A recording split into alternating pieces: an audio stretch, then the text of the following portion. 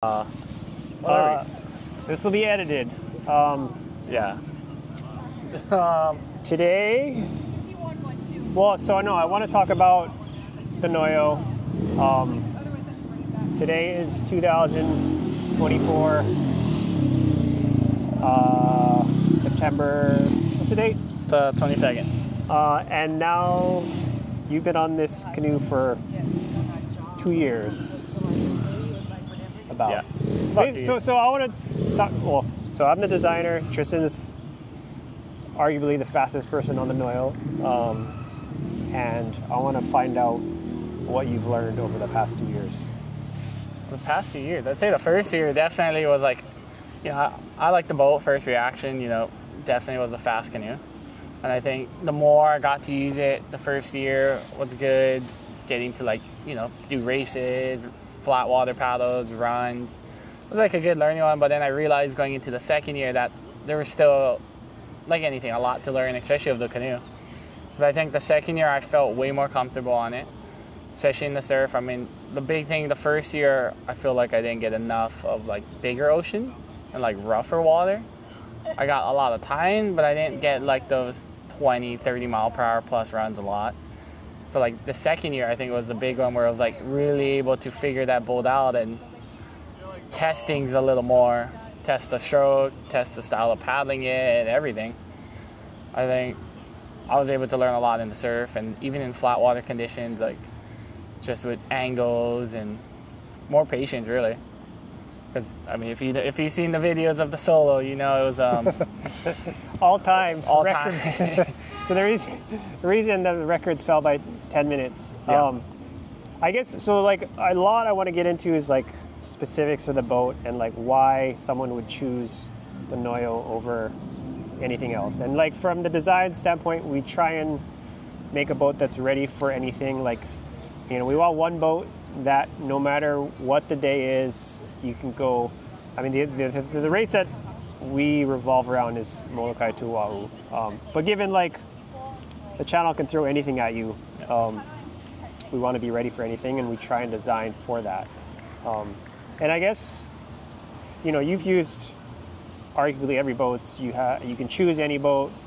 I guess let's start out. Well, first, what's your height and weight, just so we have a baseline like of like the so range. Like, well, that's a good thing with the canoe. I feel like I don't know if you can be too big for it. I haven't really noticed. I mean, for me, I'm 6'2". You know, currently I'm probably like 195 or so. Okay. You know, just under the 200 pounds. So like for me, I'm pretty big. You know, I feel like I fit comfortable on the boat.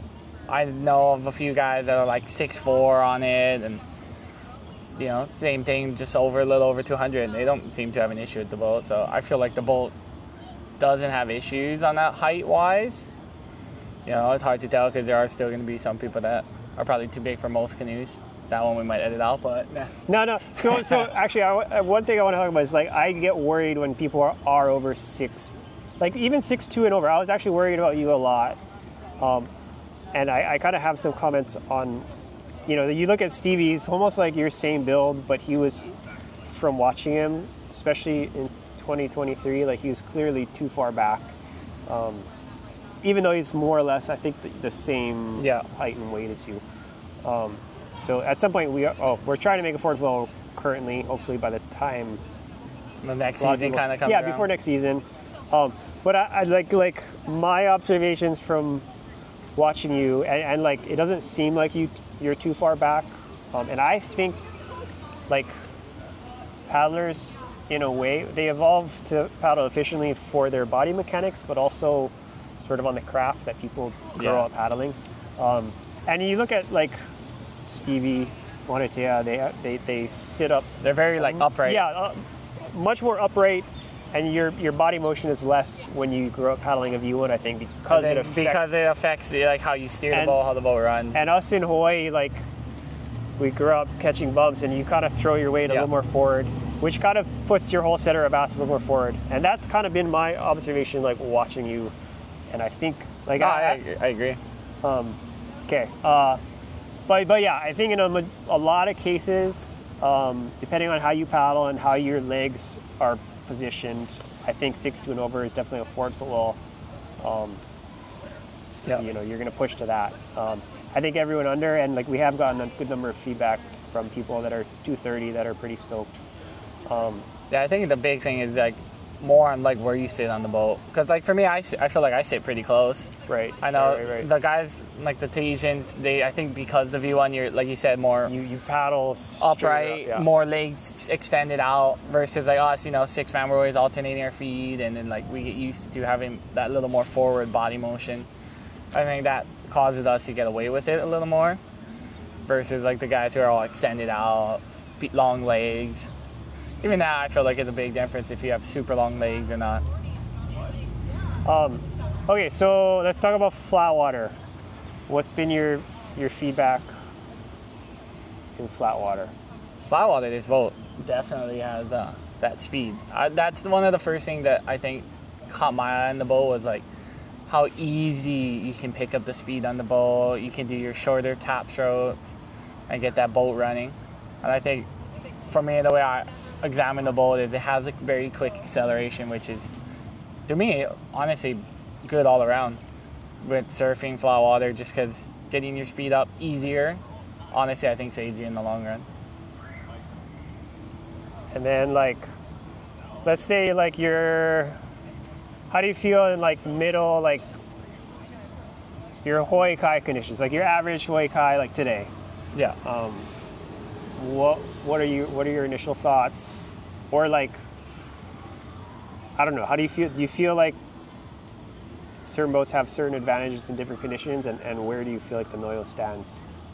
I think the Noio, to me, stands kind of like as that, probably one of the best all-around boats, in my opinion. I feel like, you know, the Aries and the Velar, they're a little bit bigger, so they might carry a little more.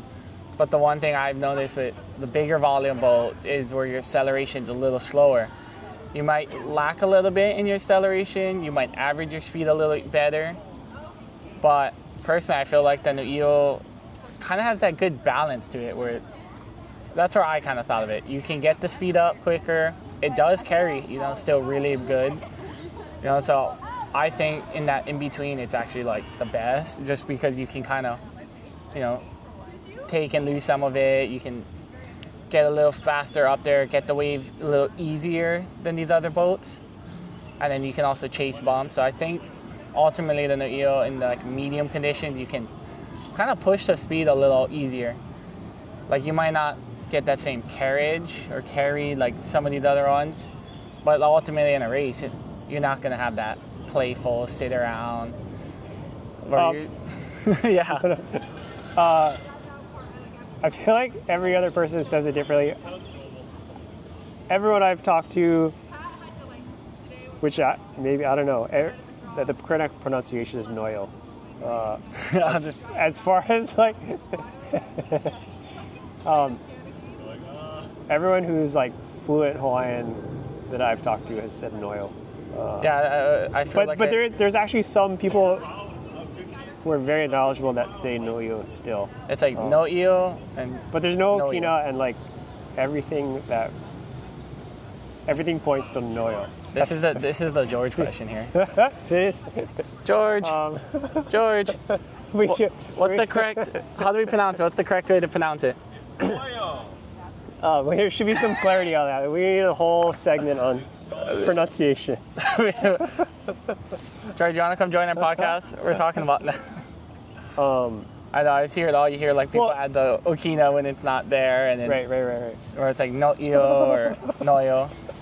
I mean, from the design standpoint, like you're shooting for like the best average speeds. Yeah. And I think, and I actually like, you look at the way surf skis are designed, and actually one of the first versions of the Noio had a lot less rocker, and it would, like, the way it would react in the ocean would like, it was stable in pitch, so like this direction, yeah, it would kind of like pick up in a sort of a weird way, just like a surf ski does. And just kind of we're used to one man's pitching, but I think sometimes that feeling of like dropping in is mistaken as better overall speeds when I mean, I think the Noio still does drop because we altered it and like does. made kind of the fineness of the canoe a little bit.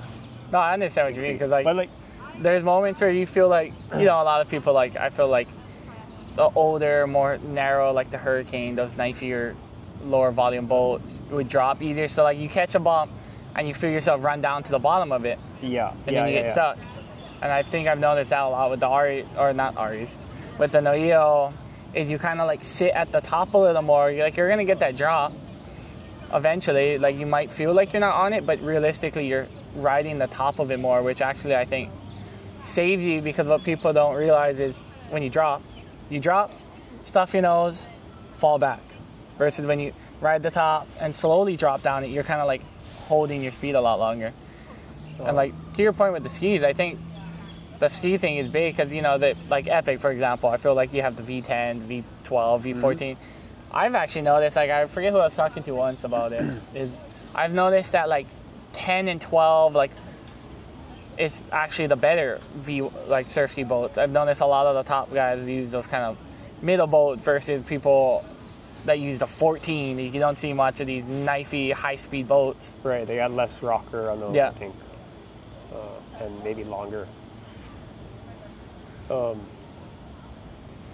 think it's trying to find like the balance, really, of like top speed, average speed, quickest acceleration. What's your, well, so you spent a lot of time on the Gen 2 Pueo, and like I can talk about some of the differences, but as you think about the Pueo and then the Noio, what do you feel like the difference is? I feel like the big difference between the Noio and the Gen 2.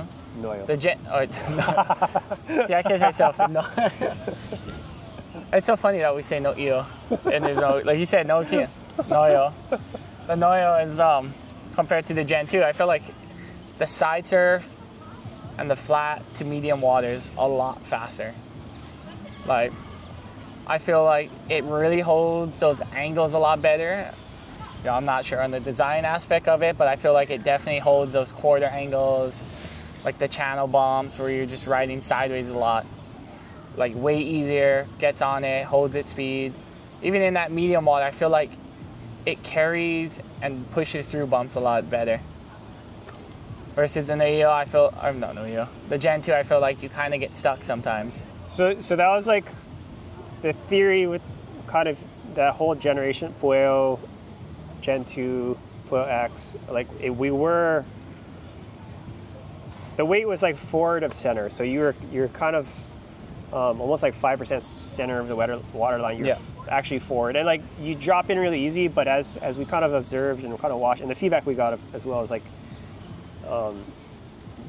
the faster you are, you kind of end up sort of reaching a limit where you're gonna get stuck, or like you know, when you're forward of center, you can't.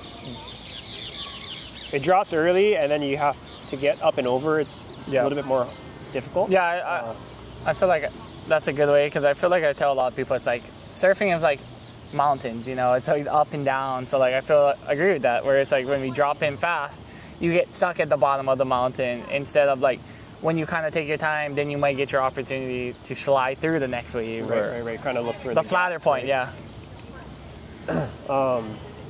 And yeah, so the at least between the Pueo 2 and the Noio, we actually did move everything quite a bit farther back, but in reality, like we're shooting for your center of mass to be exactly in the center of the water line. Yeah. Okay, so let's talk about huge water. I mean, obviously, like Maliko is your bread and butter. How has it been? I actually haven't done a Maliko run on it, so. Maliko's always fun. Give me your feedback. I love Maliko's home water. I've done so much Maliko runs, and it's just such a fun. Hey, sorry to interrupt. No? I just wanted to ask you a quick question. Yeah, for a minute. shoot. So we were looking at getting a one-man. Perfect. We have a Kikaha. Amazing. So one of the things I wanted to ask about was, one of the things that we wanted to do is he wants to be able to use it. Mm-hmm. Okay. We can make a special seat. Well, I was gonna say, so obviously really short, super light. Yeah. I know you guys took a kind of a different approach in the whole design. Yeah. And I wanted to check with you because I didn't know like if his extreme lightweight would create an issue I mean, for him, or yeah, on any boat, but like you're gonna grow for one. Yeah. So you eventually will grow into it. You know, it does.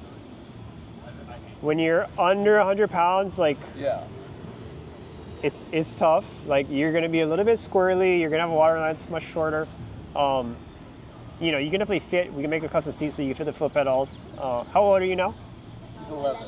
Okay. For what it's worth, he's paddled, like I have an old 15-year-old Stingray that's what he learned on. Yeah, perfect. He's also paddled in Aries. Okay. So he's been in before, but I didn't know if, you know, shape, I mean, like, all that kind of stuff. I think Aries tends to be one of the bigger boats, Yeah. so like you'd be much better than that. It's not the absolute smallest boat on the market, Yeah. but I think it's kind of the most versatile. Like it has the widest range of sort of acceptable weights, and like probably within the next 2 or 3 years you're going to grow a lot. That's what I expected. Not, you know, so I don't think it would be a bad choice. And yeah, like customizing the seat to get you where you need to be Okay. in the beginning. Yeah, like it's Okay. No, that's good. I wanted to at least check with you because I didn't know if you thought there would be stability issues with the design for him being ultra light or anything like Stability that. wise, like it's the same as any boat, you know. Okay. It's going to be like a little bit squirrely until you're 100 to 120 pounds. I'm totally comfortable with. Yeah. You know, under that you might find it a little squirrely. We have this super long rudder that is effective, but it's going to be a little bit squirrely until you're 120 or so. Okay. But you guys can borrow the demo too, like 25, 20. as long as you're transporting. We basically let it out for half a week, so 3 days or so. Okay. Yeah, no, I love what you guys are doing. Oh, thanks. You guys are trying to keep the building here. Trying. And I know everyone's outsourcing. I mean, it's already, that's been a long time coming. Yeah. So we're trying to keep what we can Yeah, here. and I appreciate you guys trying to keep it here. And we love the Kikaha. We're having a lot of Awesome. fun with it. So. Yeah, no, that's the funnest thing for families, and Yeah. We gotta get a one man, and he wants to start going well, often without, you know. good on you for going at it. I only started at 13, I think. Oh, really? Yeah, 6-man, and then we started doing runs when we were like 15. Little. Nowadays it's starting young. People When are did starting you start? younger. Like I started one manning when I was like 15, 16, but you know, paddling 6-man at like 12, 11. Yeah, so it's. But nowadays it's I think, it's definitely the younger is starting to get into it more, like, even if it's starting with flat water. Well, it's funny because, I started 6-man, and it was actually in high school. And then from then, because as I got an adult, I did club, but with work, it's hard to find time. Yeah. So then that's how I ended up one man. Yeah. And then his first is one man because that's what we had, right? He hasn't done Yep. club yet, so it's kind of, he's starting that. So next summer, when that's like 10s, 12s is when it happens. Yeah, For regattas, anyways. Yep. Definitely starting on the one man helps a lot. You gotta too. claim your seat 6. The steers when you're Start trading for a student. Yeah, you gotta claim it. No, it's good though to start on the one man young, just because a lot of people start one man late. It's like the one man is always that extra training tool that makes people that much better and stuff. So I think it's good to start it young. So then, when you get to that 15, a little heavier, a little bigger, it just, you already have that experience and it just gets easier and easier. Yeah, he was really excited. We were trying to look up the boat. You guys have your videos up there. So we were watching the videos of the race, the Molokai race. Oh yeah, no, that was. So he was watching that. It's wild. And we'll go paddle out by Mauna Lua and all that. So he's seen out there, but to watch the TV, to watch you guys. Everyone coming through. Doing that run, he was like, "Oh, I want to do Molokai." Way Right slow, on. but it's gonna start somewhere. Awesome. Well, I appreciate it. Then I'll reach out to you guys then. Yeah, and just see. give your number to Aria Sure. and call you for the demo. Okay, great. Thank you. Very nice to meet you guys. Yeah, you too. What was your name? James. James. And this is Kia. Nice to meet you, buddy. Keizo, Triston. You're the one who just raced. You just the channel. Yeah. It's a fun race. All the footage we have is of him. The video you were watching? On the blue boat. Yeah. That's him.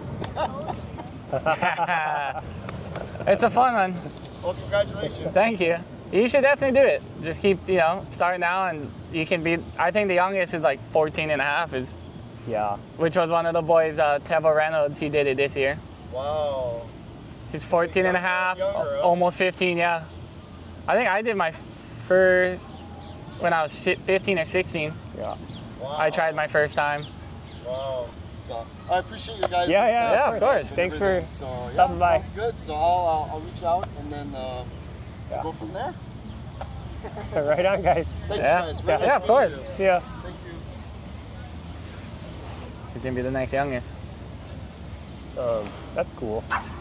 11 years old, and he wants to do the channel already. He can be. He'll be the youngest, or he'll get there. What was the kid's name? I forget the kid's name. Was it Keegan? Yeah. Keegan. Well, we'll see how long this thing runs. I know it's not, doesn't have a lot. But yeah, what I wanted to get into was this year's channel. Obviously, like Noio, we have a small team, but we, put out some numbers. 3 of the top 5 men and 2 of the top 3 women. Triston, of course, got second, and Lindsay she won. Yep. But I've watched or participated in, a good number, and then I've watched and filmed probably 20 channel crossings. This was the craziest I've seen. Yeah. And I feel like it's like a once every 20 years type of, the fact that the records did fall by 10 minutes. Yeah, the fact top 10 broke the record. Highly unusual. And even as even if you're paddling every day, like you don't see those kind of conditions. No, that's that condition was one of the, gonna go down as one of the best ever. It really, when you look at it, 10 people breaking the record, which the record was literally broken, what was that, 2017, so only like 7 years ago, the record was broken, and here we are, 10 people breaking it.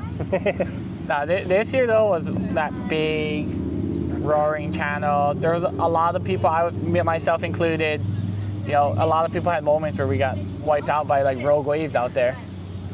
I know Stevie was one of them. We were in a little group, me, Stevie, Kevin, all kind of had a wave action came through and, like, wiped us out. Other people had the same thing, but, like, the Noio, I honestly think it proved itself this year. Like, for a canoe that hasn't done, second year of the Noio, it's getting thrown out there in probably the biggest water it's ever seen, and handled. It had a lot of top spots. I think it really performed and showed itself out there. Product was tested well. Did you have any moments where you were? Me as the builder, I had a couple moments where I was like, "Oh my God, the boat's gonna blow up." The one where I stuffed. I know there's that drone footage of me just the water all the way to past my front yakos to my footwell, and I thought my nose was gonna break. I honestly looked at it, regretted dropping in, and I thought my race was over. But that one you held on, like you didn't get wiped. Like you kind of stuffed a little bit, but then you kind of recovered pretty quick. Yeah. There was one which is not on film, which everyone fell off, got washed. So like. Just in those kind of conditions, did you feel comfortable? Like, how do you think the boat handled those conditions? I felt comfortable. I thought the boat handled perfectly. Like, like anything, you get your rig down. The one thing I do like about the Noios and stuff is that, the back adjustable screw. I like being able to adjust your rig, making it tippier, heavier. So, like, for me, I have a mark on it that I feel the most comfortable. I actually went like just a hair, maybe 1/8 of an inch, little heavier because I knew, conditions were 40 miles an hour plus almost, and I thought the boat was comfortable. I never really had a moment where I was uncomfortable out there, where I feel like I'm gonna flip or feel like I'm gonna die out there, other than that one wave. But for the most part, it felt really good, felt comfortable. The boat was surfing really good. I felt like I had control the whole time. That's one of the biggest things I'd say is not spinning out and being able to just keep going and finding your rhythm. I guess we might as well talk about like your race specifically. How did you? It's been a while. It's been some months. How did you like feel throughout the race as far as like I don't know, like, did your training prepare you for that day? Like, how did you feel as a paddler? Never mind the boat. Yeah. Honestly, for like personally, I really didn't think I was actually going to be ready for the solo, because I had a few injuries kind of early on. January, you know, we had a lot of these Kona storms, and I actually like sliced my foot open like 3 weeks into the one-man season. And I like fully gashed. I didn't want to go get stitches, so that's on me. Which, you know, I had this cut that pretty much didn't heal for 3-4 weeks. So I was kind of out of the water for a while. Then into a New Zealand trip, I ended up hurting my knee a bit. So like, I kind of had a rough start to it. But how's it? John, You're here for 2 o'clock. yes. Perfect. What's your experience level? Oh, the other thing I want to talk about is like, and we kind of touched on like the whole pitch stability thing. How much do you like play with your weight, whether more so or less so than other boats? Like, because I feel like it's sensitive to positioning, like, and it like when you're in the surf, you can play with your weight a little bit to some extent. I think that's why I really liked it, honestly. It's because for me, I like to move my weight a lot when I surf. I do it a lot in Molokas. You know, I know there's not too much film, like videos of it, but if you ever watch me in Molokai, I do a lot of like leaning forward, back. I like to use my weight a lot to help me, because sometimes you're like, just the littlest lean forward or lean back will get you a bump, or it'll help you not pearl, slide off. So for me, I feel like the Noio has been good at that, because I can throw my weight around a little bit. Being, you know, 6'2", I like to use every bit of weight I can to help me, especially when I'm, you know, trying to like conserve some energy. You can just get like 20, 30 extra pounds moving forward to get you into that next one. Or versus taking a stroke. Yeah. Yeah. I wonder why I like the boat. So it's actually real nice. Like, I can really just kind of like throw my weight around, because sometimes when I even paddle, like mess around in like Hawaii Kai, you know, you're surfing upwind. I really like, for some reason, leaning all the way forward in the upwind surf. Like when I catch that wave, you know how the wind's pushing you out from Panama Bay. That is, like, arguably the point I always did super well upwind, and that like being farther forward was kind of. That's nice when you're getting pushed off. I mean, you're going slower to begin with, but then like it gets you up and over the bump faster. Yeah. I feel like. It's interesting. Okay, we got some content to work with. Yeah. And to interrupt. What are you gonna change next season as far as like training? Next season is definitely going to be trying not to get hurt early in the season. Between gashing my foot open on ceramic tile and honestly not hurting my knee and being in a lot of pain. Actually, to touch on training, like just to give people a sense of how much someone at your level trains, what's like your weekly, hourly load, and any other specifics you want to share? For the most part, honestly, with training is, you know, everyone got different training regimen, everyone's body different. For me, like when I design my workouts, it's like main thing 3 to 4 paddles a week at minimum. I like to keep my workouts right around under an hour. You know, that's not including warm up, cool down. But ideally 3 to 4 paddles a week at minimum, with at least an hour workout is like the main thing. And then anything on the side, you know, it's gonna be just fun, just like taking your canoe, surfing, doing a down and run. But that would be like the main part for me. What about cross training, and then like how long of runs do you do? I feel like cross training is pretty good. You know, I feel like doing those little things, like the gym is one of the big ones. When I go to the gym, I like to, you know, hit my shoulder workouts, band work, sometimes endurance work to keep the heart rate going, and then, you know, you strengthen these muscles that get weak sometimes. I think it helps a lot, especially towards the bigger races and the longer races, along with, like, you know, just the gym, running, things like that. The big thing is when you do, you know, your down and runs, your long weekend runs, you know, normally I'll just do Maliko. Maliko's always fun. Oahu, I'll do my Hawaii Kai, Makai runs. But then, you know, as the year progresses into the season, you might start adding a load to it where you're...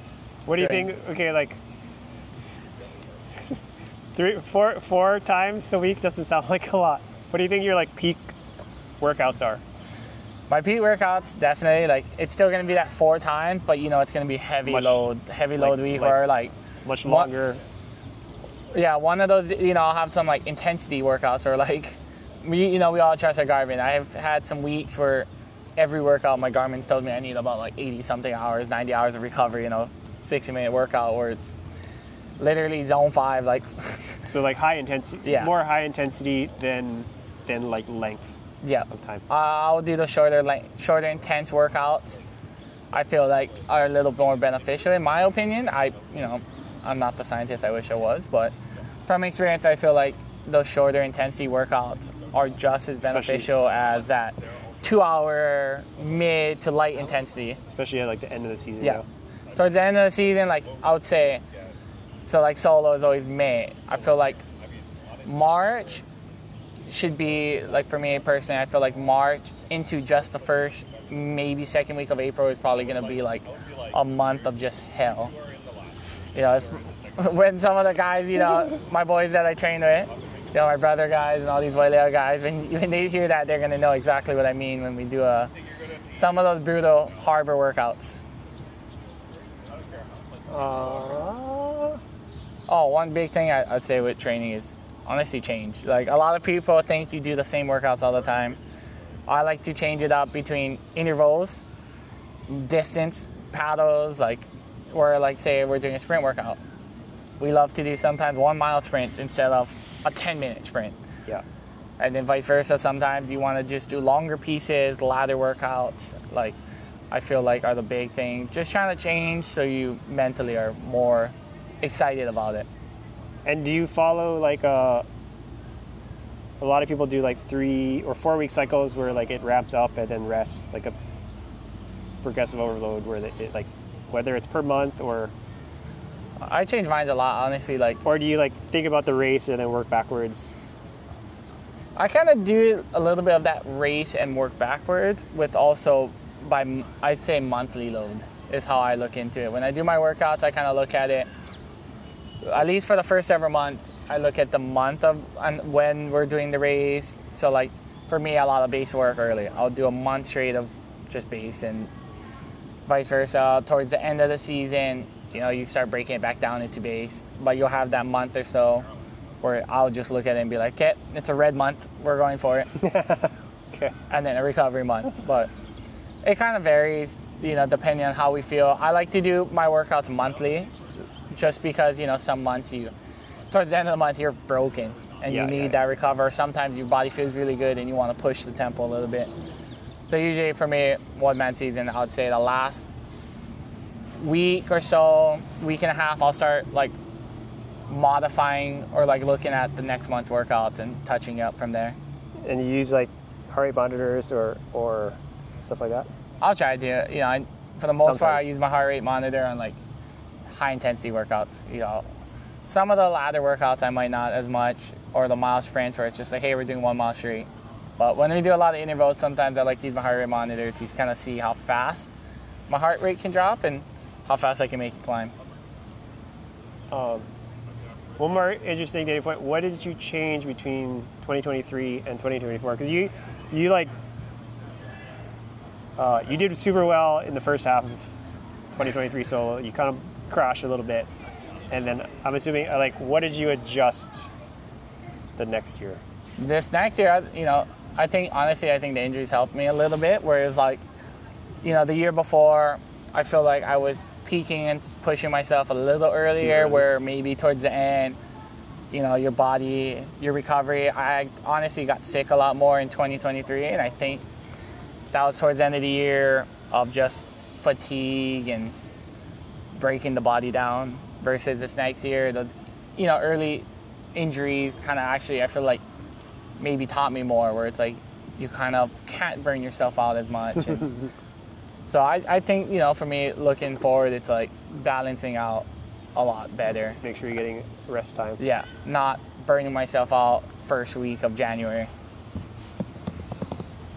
which a lot of people seem to do, honestly. Yeah, especially, I mean, even I remember talking to Pat a little bit, like, I know the other year Pat had like a really crazy workout. Right. But it's like once you have that massive base, like I think you can do it Yeah. with shorter workouts. If there's anybody that can do those crazy sprint workouts, it's Pat. Pat's he's a 2-time champion for a reason, working towards that ski championship, and he's on another level. All right, I think we got some stuff. Yeah, I think so. Shoots. We gotta do this podcast thing more often. We should. It'd be kind of start fun. a It'd be fun to do more like just talk stories.